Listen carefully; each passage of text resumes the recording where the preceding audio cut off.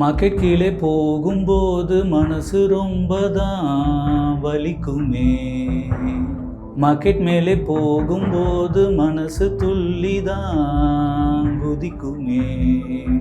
எஸ்ஐபிய போடுங்கன்னு சொல்லுறது சியாக்கதம்மா. எஸ்ஐபிய போட்ட பின்னே மார்க்கெட்டை தான் பார்க்க கூடாதுங்கம்மா. உண்மையம்மா உள்ளத நானும் சொன்னேன் பொன்னம்மா சின்ன கண்ணே. எவருக்கும் சொல்லாமலே மார்க்கெட் தான் கீழே போகுமே.